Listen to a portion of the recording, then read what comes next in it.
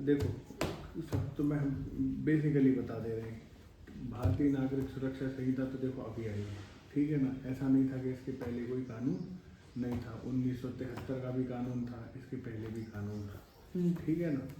पूरे प्रोसीजर को रेगुलेट करने के लिए पूरे, चाहे ऑफेंसेस आईपीसी में दिए हों या अभी की बीएनएस में दिए हों, चाहे अन्य कानून दिए हों, अगर उनके लिए कोई स्पेशल प्रोसीजर प्रिस्क्राइब्ड नहीं है तो फिर अगर कोई स्पेशल प्रोसीजर प्रिस्क्राइब नहीं है तो सीआरपीसी के हिसाब से चलना पड़ेगा। ठीक है ना, ये रूल है। अब बीएनएसएस लाने का देखो, तुमको जब स्टेटमेंट और ऑब्जेक्ट ऑफ रीजंस में लिखोगे तो इनने क्या दिया कि देखो ऐसा तो नहीं है कि सीआरपीसी थी नहीं, और ऐसा भी नहीं है कि सीआरपीसी अपने आप में पर्याप्त नहीं थी। कुछ कमियां थी, उन कमियों को पूरा किया गया है बीएनएसएस में। इसके सिवा बहुत अंतर ऐसा अलग से पढ़ने के लिए तुम्हें बिल्कुल नहीं मिलेगा। तुम ये सोच रहे हो कि पूरी अलग हो जाएगी, तो नहीं होगी। ठीक है ना। तुम्हें सीआरपीसी बहुत ज़्यादा रिलेशन मिलेगा बीएनएसएस में। बस इनने इस चीज़ को, ये जो कॉम्प्लेक्स लीगल प्रोसीजर है, ठीक है ना, और डिलीवरी ऑफ जस्टिस में जो डिले है, इसको एड्रेस करने की कोशिश करी है कि भैया जल्दी कैसे हम क्या करेंगे, जस्टिस दिला पाएंगे। पर तुमको अभी भी हम बता दे रहे हैं कि तुमको अगर लग रहा है कि बहुत प्रोसेस में फिलहाल चेंज आया है, तो धीरे धीरे आएगा। पर नए कानून को अडेप्ट करने में थोड़ी समय लगता है, तो वो समय लगेगा। ऐसा मत सोचना कि तुम आज कानून आ गया और कल चेंज आ जाएगा, बिल्कुल जस्टिस तुरंत डिलीवर होने लगेगी, ऐसा नहीं हो रहा है। ठीक है ना, वो टाइम टेकिंग एक्टिविटी अभी भी है थोड़ी सा। पेंडेंसी को एड्रेस करने की कोशिश करी है। अब पेंडेंसी को एड्रेस करने की कोशिश इनने कैसे करी, थोड़ा सा डिजिटलाइज करके, ठीक है ना। इनसफिशिएंट यूज ऑफ टेक्नोलॉजी था, अब इनसफिशिएंट यूज ऑफ टेक्नोलॉजी ऐसा मान के चलें कि नहीं है, क्योंकि धीरे धीरे उन्होंने टेक्नोलॉजी का यूज शुरू किया है। केस मैनेजमेंट सिस्टम के द्वारा उन्होंने यूज़ किया है। और तुम उसको देखोगे कि अब वीडियो कॉन्फ्रेंसिंग से गवाही हो जाती है, चाहे डॉक्टर की गवाही हो, एक्यूज की भी कहीं कहीं जब प्रश्न पूछे जाते हैं तो जवाब देता है, या कोई ऐसी परिस्थिति में होता है कि वो अपने यहाँ से नहीं निकल सकता, अपने क्षेत्र से नहीं बाहर जा सकता, उसको वीडियो कॉन्फ्रेंसिंग से उसकी गवाही करा देते हैं। कई बार पुलिस वालों की गवाही वीडियो कॉन्फ्रेंसिंग से होती है। आया समझ में? Yes sir. अब यूज ऑफ फॉरेंसिक्स, ये बिगेस्ट हर्डल था। इसको इनने सीआरपीसी के थ्रू कैसे सॉल्व करने की कोशिश करी, ये अपन आगे देखेंगे, है ना। और जो गरीब लोग थे उनको क्या है, देखो हम तुमको एक बात बता दे रहे हैं, गरीब लोगों को किसी भी प्रकार का प्रोसीजर जो होता है वो परेशान करता है, क्योंकि हर चीज़ उनके लिए इतनी जल्दी एक्सेसिबल नहीं है। भाई गरीब दो तीन कारणों से होता है। गरीब इसलिए नहीं होता है कि गरीब है, गरीब इसलिए होता है कि भाई उसके पास धन की कमी तो है ही, उसके पास ज्ञान की कमी भी है। सबसे इम्पोर्टेंट, अनपढ़ होगा, कम पढ़ा लिखा होगा, घर से नहीं निकला होगा, कानून वानून की कोई ज़्यादा समझ नहीं होगी, तो भाई उनकी बात हो रही है यहाँ पे। आया समझ में? क्योंकि उनको सबसे ज़्यादा परेशानी जाएगी, वो कोर्ट आते हैं उन्हें पता ही नहीं होता, पता चला गोल गोल घूम रहे हैं। किसी ने बोल दिया यहाँ चले जाओ, पुलिस ने बोल दिया वहाँ चले जाओ, वकील ने बोल दिया यहाँ चले जाओ, बाबू ने बोल दिया यहाँ चले जाओ, ऐसे करके वो गोल गोल घूमता रहेगा। ठीक है। और सबसे बड़ी परेशानी जुडिशरी में जज को भी जाती है कि तुम सामने खड़े हो गए, अब तुमको कुछ अता ही पता नहीं है अपनी चीज़ का, अब तुम खड़े हो गए, पता चला मैटर कहीं है, तुम कहीं खड़े हो, जज तुम्हारी क्या मदद कर देगा? नहीं कर पाता। तो ऐसी परिस्थिति में ये सबसे बड़ी हर्डल है।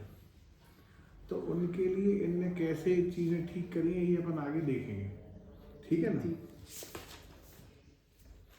अब कुछ चेंजेस इनने करे हैं, स्पेसिफिक टाइमलाइंस बना दी हैं कि भैया इतने समय में इन्वेस्टिगेशन करनी पड़ेगी। पहले भी थी, जैसे विक्टिम ऑफ रेप के में केसेस में जो जैसे क्या कहते हैं, अगर उसकी उम्र कम है तो एक स्पेसिफिक टाइमलाइन थी कि इसके अंदर इन्वेस्टिगेशन पूरी करोगे, ठीक है ना, ये सब रहता था। ठीक है ना। डिजिटल कॉपीज आपको देने की प्रयास किया जाएगा, ऐसा ऐसा इन्होंने लिखा है। आगे अपन देखते हैं कि ऐसा कौन सा स्पेसिफिक प्रोविजन है जो ये कह रहा है कि होगा। आया समझ में? Yes sir. Chapter 1 preliminary. Section 1 short title, extent and commencement. This act may be called the Bharatiya Nagrik Suraksha Samhita 2023. Subsection 2 the provision of this Samhita other than those relating to chapter 9, chapter 11 and chapter 12 thereof. Underline करो chapter 9, chapter 11 और chapter 12। जो BNSS की chapter 9, 11, 12 हैं वो state of Nagaland और tribal area में apply नहीं होंगे। नहीं, other than those relating to, इनको छोड़ के 9, 11 और 12 को छोड़ के जो अन्य चैप्टर्स हैं, ठीक है ना, वो स्टेट ऑफ नागालैंड और ट्राइबल एरिया में अप्लाई नहीं होंगे। ठीक है, यानी 11, 12, 9, 11, 9, 11, 12, 9, 11, 12 इसमें लागू नहीं होंगी। इसमें लागू होंगी। अच्छा, other than those relating to, 9, 11, 12 छोड़कर नागालैंड और ट्राइबल एरिया में BNSS अप्लाई नहीं होगी। but the concerned state government may by notification apply such provision or any of them to the whole or a part of the state of Nagaland or such tribal areas. देखो, tribal area वाली जो भी state होगी या नागालैंड होगी, state of Nagaland, वो चाहे तो CRA BNSS की जो प्रोविजंस है उनको अप्लाई करने के लिए नोटिफिकेशन निकाल सकती है। ठीक, कोई दिक्कत नहीं, ठीक है ना। yes sir. As the case may be with such supplemental, incidental or consequential modification as may be specified in the notification. कोई दिक्कत नहीं है। ठीक है, ऐसा क्यों है? देखो, स्टेट, सबसे बड़ी बात तुमको बता दें कि ये जो ये है उसको तुम कॉन्स्टिट्यूशन में कौन सी लिस्ट में आता है? CRPC और ये मतलब BNSS और जो BNS है ये कौन सी लिस्ट में आता है? 7th शेड्यूल में कॉन्करेंट लिस्ट में आता है। दोनों लॉज बना सकते क्योंकि हैं। ये कॉन्करेंट लिस्ट में आता है तो इसीलिए इनने ये मेंशन कर दिया कि भैया स्टेट चाहे ठीक है, तो उसमें मॉडिफिकेशन के साथ भी उसको अप्लाई करा सकती है, कोई दिक्कत नहीं है। ठीक सर, आगे समझ में? Yes sir. इसका क्या मतलब? वो सप्लीमेंटल, इंसिडेंटल, कॉन्सिक्वेंटल? भाई कुछ हमने एक कानून, देखो पूरा का पूरा कानून अगर उस क्षेत्र में लागू नहीं होना है और ऐसा कानून है ये कह रहा है कि भैया नागालैंड में और ट्राइबल एरिया में 9, 11, 12 को छोड़ो, बाकी अन्य कानून आप अप्लाई नहीं करोगे, उसके कुछ ना कुछ उनके क्या कहते हैं टेरिटोरियल या रीजनल दिक्कतें होंगी, उसके कारण वो अप्लाई नहीं हो रहा होगा। आया समझ में? लेकिन वो चाहे तो अप्लाई कर सकते हैं। अब इनने ये बोल दिया कि भैया आप, क्योंकि आप स्टेट हो और स्टेट क्या कर सकती है, मॉडिफिकेशंस के साथ कानून को लागू कर सकती है, तो जहाँ पे वहाँ पे जैसी उसकी एडेप्टेबिलिटी होगी, ठीक है, उसके हिसाब से मॉडिफिकेशन के साथ उस कानून को लागू कर दिया जाएगा। ठीक है, आगे समझ? Explanation. In this section, tribal areas means the territory which immediately before the 21st day of January 1972 were included in the tribal areas of Assam, as referred to in paragraph 20 of the 6th schedule to the Constitution, other than those within limits of the municipality of Shillong. Subsection 3. It shall come into the force on such date as the central government by notification in the official gazette appoint. 1 जुलाई 2024. 1 जुलाई 2024 से ये कानून लागू हो चुका है। Section 2 definition. In this section, unless the context otherwise requires, A. Audio, video, electronic means shall include use of any communication device for the purpose of video conferencing, recording of process of identification, search and seizure or evidence, transmission of electronic communication, and for such other purposes and by such other means as the state government may by rules provide. देखो अब क्या हो गया, इनने ये पहले definition नहीं थी, ठीक है ना। इसमें कम्युनिकेशन डिवाइस के रूप में कोई चीज़ उपयोग की गई है, वीडियो कॉन्फ्रेंसिंग के लिए यूज़ की गई है, रिकॉर्डिंग प्रोसेसेस के लिए यूज़ की गई है, आइडेंटिफिकेशन के लिए, सर्च एंड सीजर के लिए। देखो क्या होता है, हम बता दे रहे हैं। Yes, sir. जो पुरानी धारा 27 थी, अब शायद से धारा 23 है भारतीय साक्ष्य अधिनियम की, ठीक है ना। उसमें क्या होता था कि जैसे पुलिस वाले को कोई चाकू या छुरा, जैसे कोई भी एक वेपन मिला या कोई भी एक ऐसी चीज़ मिली है जो एक्यूज है, जो आरोपी है, वो बता रहा है कि हमने वो वहाँ पे रखी हुई है, हमने चेक, तो वो उसको बता रहा है कि भैया हमें पता कहाँ रखी है, तो पुलिस वाला उस पर दबाव डालता है कि जिससे तूने मारा था वो कहाँ है वो चीज़। तो वो कह रहे हैं कि चलो साहब हम आपको लेके चल रहे, यहाँ पे रखी है हमने, ठीक है। तो वो पीछे पीछे उसके जाता है, पुलिस वाले के साथ वो जाता है, वहाँ का वो क्या करता है, वहाँ से वो वेपन है या कोई भी आर्टिकल है उसको सीज कराता है। तो अब लॉ कह रहा है कि उसको भी रिकॉर्ड किया जाएगा, तो उसकी भी रिकॉर्डिंग होती है, ठीक है, कि ये वेपन हमने यहाँ से बरामद किया, ये आर्टिकल हमने यहाँ से बरामद किया। कोई भी चोरी का आभूषण हो सकता है, कोई भी मारने का शस्त्र हो सकता है, कोई चाकू, छुरा, बंदूक, दुनिया जमाना सब।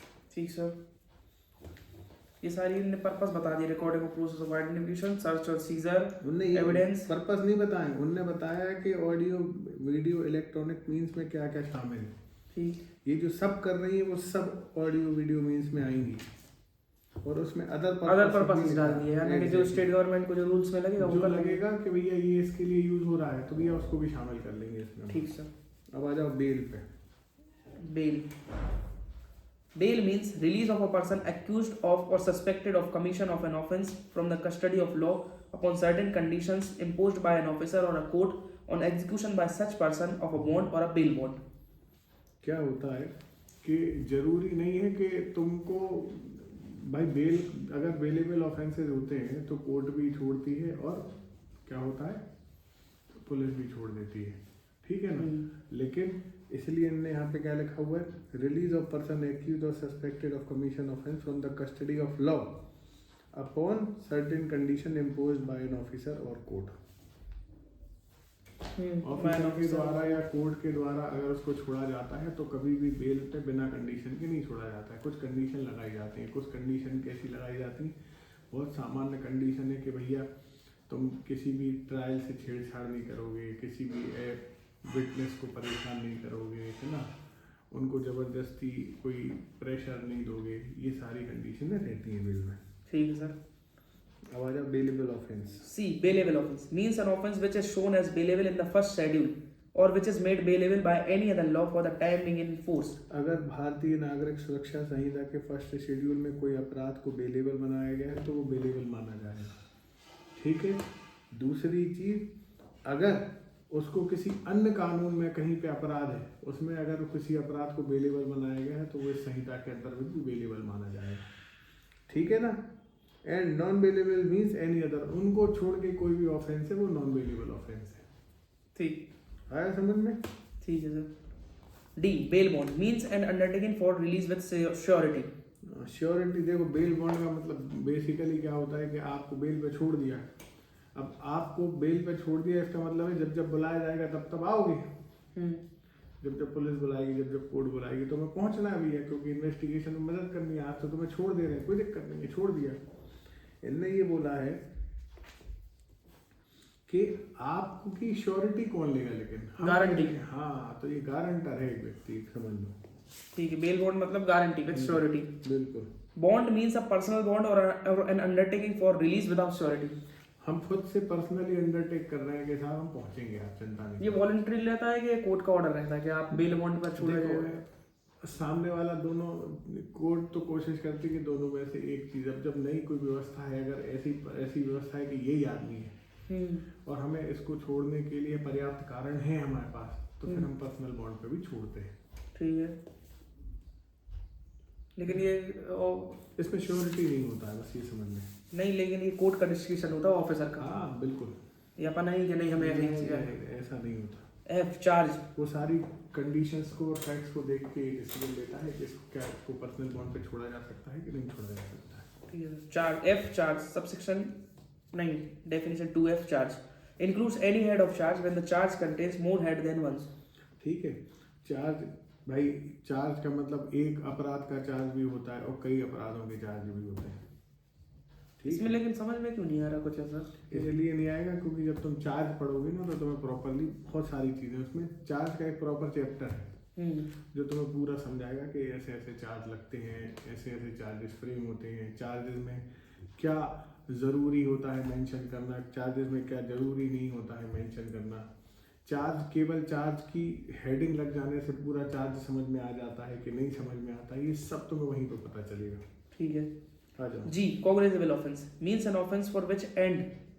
Cognizable case means a case in which a police officer may, in accordance with the first schedule or under any other law for the time being enforce arrest without warrant. ठीक है। कॉग्निजेबल ऑफेंसेस ऐसे offences होते हैं जो first schedule में भारतीय नागरिक सुरक्षा संहिता में दिए हैं और जिनमें बिना वारंट के पुलिस अरेस्ट कर सकती है, ठीक है ना। और किसी अन्य कानून में भी पुलिस उनको बिना वारंट के अरेस्ट कर सकती है, तो वो क्या हो जाएंगे? Cognizable offense. कॉग्निजेबल ऑफेंस हो जाएंगे। H. Complaint means an allegation made orally or star लगाओ ये देखो, कॉग्निजेबल ऑफेंसेस, चार्ज की डेफिनेशन, बेल की डेफिनेशन, बेलेबल ऑफेंस की डेफिनेशन, ये पूछी जाती है एग्जाम में, ठीक है ना। कंप्लेंट की डेफिनेशन तो मेंस में भी आती है। Complaint means any allegation made orally or in writing to a magistrate with a view to his taking action under this Sanhita, that some person, whether known or unknown, has committed an offence but does not include a police report. Some person known और unknown, किसी एक व्यक्ति ने, तो साहब हमें जानकारी नहीं है। देखो कई बार देखो कंप्लेंट तो हम बता दे रहे हैं कि प्रैक्टिकली अगर तुम देखोगे तो कंप्लेंट हमेशा सामने वाले व्यक्ति को जानकारी होती है कि किसने की है। आया समझ में? रेयर केसेस में ऐसा होता है कि आप कंप्लेंट डाल दें और सामने वाले व्यक्ति की या आरोपी की आपको जानकारी नहीं है कि किसने ये अपराध किया है। कंप्लेंट जनरली क्या होती है कि भाई जैसे हमें पता है क्या ये हुआ, अब सपोज कंप्लेंट 2-3 केसेस में होती है। एक तो भैया पुलिस आपकी जैसे एफआईआर नहीं लिख रही, या ऐसा है कि पुलिस की एफआईआर की लिखनी है, कंप्लेंट केस ही है, आपको वहाँ पे सीधे कंप्लेंट दर्ज करानी है।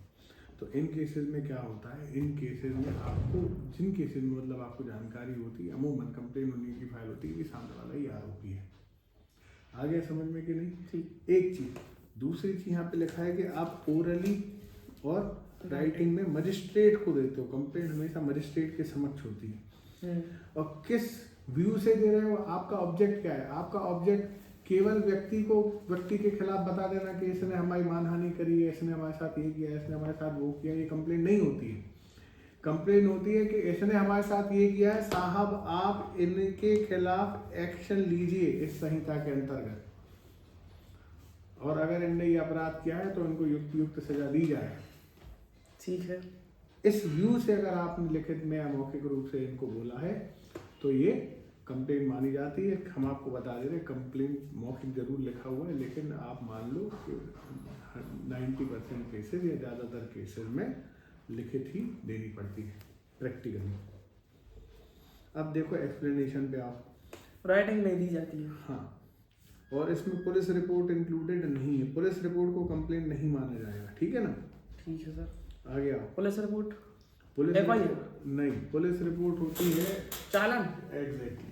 अच्छा ठीक है sir. Explanation, a report made by a police officer in a case which discloses after investigation the commission of non-cognizable offence shall be deemed to be a complaint, and the police officer by whom such report is made shall be doomed to be the complainant. देखो यहाँ पे ये बोला है कि भैया हमने police ने एक रिपोर्ट लिखी।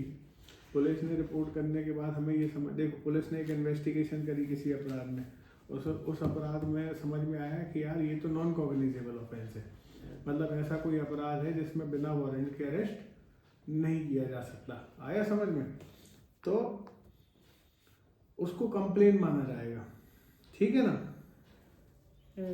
Report made by the police officer. अब ये रिपोर्ट जो पुलिस ऑफिसर के द्वारा जो बनाई गई है, ये रिपोर्ट किसके सामने पेश होती है? मजिस्ट्रेट के सामने।